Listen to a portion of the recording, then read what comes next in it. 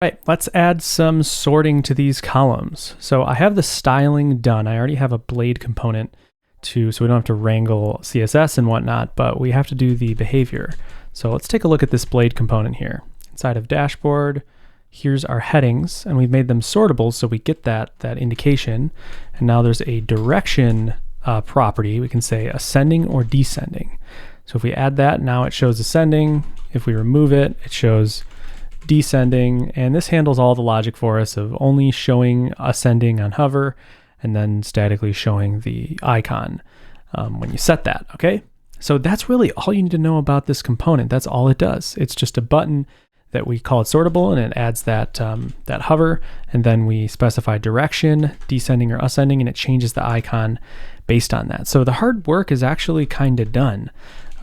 Let's get started. What are we going to do? Let's start with the data, because that might be the most sensible place to start. So what to do.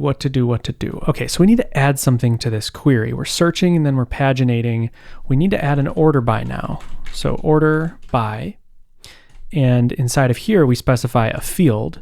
So let's say we're going to need a property called sort field, and then also the direction. So sort direction. So we're gonna need both of those.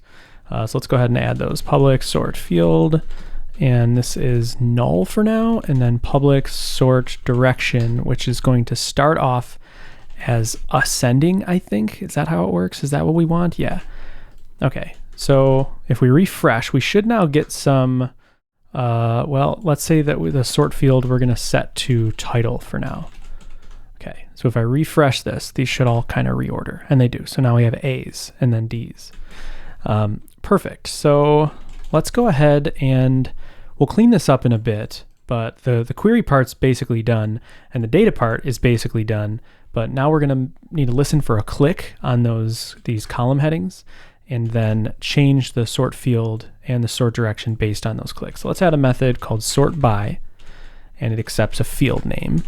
And then we'll set this sort field equal to field. And we'll have to do a little bit fancier stuff with the direction in a second, but let's just make this work. So we have our heading and then sortable. So let's go here and we'll say where click sort by, and then we'll pass in these titles. How do we do this? Smart.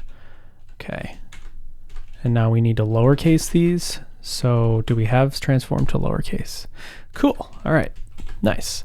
So sort by title, amount, status, and date. So if we refresh and we click title, now we're sorting by title. Click amount, we're sorting by amount.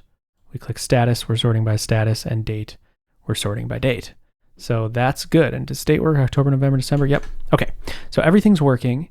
What do we need to do? So you would think that maybe you would pass in the sort direction right here, like with Blade. Do something like sort direction is equal to ascending, and if it is, set it to descending. If it's not, set it to, or wait, yeah, right. So this is the set it to ascending. And this actually kind of breaks down because of one reason. If you always set the opposite of the current sort direction, you get weird behavior, like you sort ascending for title, but because sort direction is ascending and the opposite of ascending is descending, now when you click amount, it's going to start off by sorting descending. So there's just enough annoying logic here that I think it's better to just do it right inside here. So before we set the field, we're going to set the direction. We're going to say if this sort field is equal to the field that we're trying to sort by, then we'll set this sort direction equal to this sort direction is equal to ascending, and then we're going to do that thing here, and we'll say set it to descending, otherwise set it to ascending, okay? And then if the sort field and the other one are different, meaning that we're switching fields, if we're switching from title to amount, we always want sort direction to be ascending, okay? So we're setting opposite if they're the same, and then ascending if they're not, and then sort fields. So that's just a little bit of annoying logic, but whatever. So now we have this alternating. We don't have the arrows working yet. We'll get those working. So this is working, and now if we switch, so how do we test this? We're gonna say, right, okay, we're sorting by ascending here, A to Z. Now if I click amount, and we sort from low to high, it worked. Okay, and it totally worked. Great. Then we can switch back and forth, and we are doing dandy, or dandily. Okay, so we have our sort by.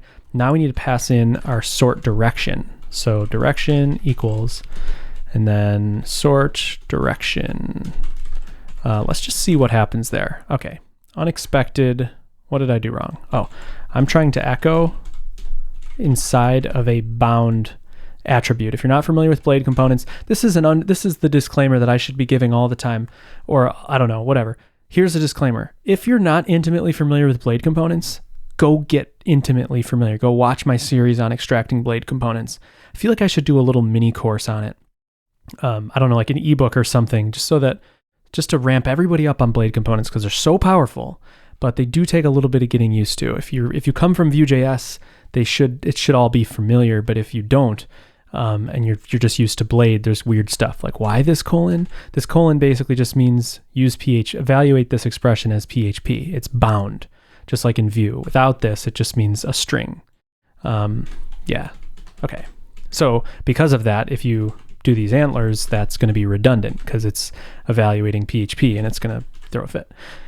Okay, so title direction. So notice this. So now we have, let's say we sort amount.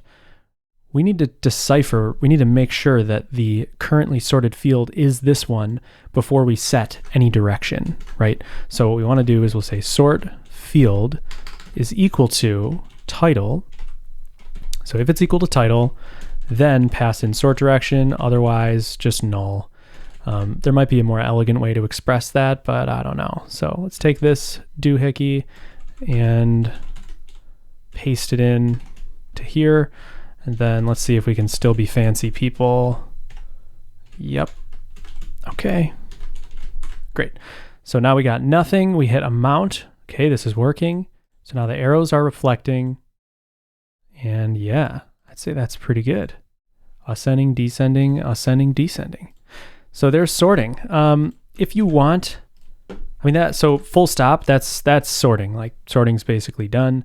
There might be a way to, I don't know, like maybe we can clean this up a tiny bit. We can say this sort direction equals, and then we'll do a ternary. I don't know if that's any cleaner or not. It might actually be worse. But I'll let you be the judge. Yeah, I don't know if that's better. There's probably a better way to express this. Like this is pretty confusing, but whatever. It is what it is. So that's that. The other thing we could do if we wanted to go the extra mile was, let's say that when you're sorting title and amount, you want it to be stored in the query string so that if somebody bookmarks this page and they return to it, their sorting is persisted. So anything you want to persist into the query string, with Livewire, it's super duper easy. There's the query string public property, and you just pass in whatever you want. So we could say sort field, and we could also say sort direction. And now we refresh, and there we go. Sort direction ascending. Sort field isn't there because it starts off as null. So if we sort title, we have sort field as title, sort direction is ascending. We switch it to descending, and now we can hit the back button, and we're seeing the changes stored in the history state. And so somebody bookmarks this and returns to it. It totally works. If we change title to amount, now amount is the default sorted thing. So if that suits you, then great, because that's available to you. Why do I always hit save there? Oh, I did it again. Okay, that's sorting in data table land. I don't think there's anything else I need to cover there. So I hope that was good for you, and I will talk to you in the next video.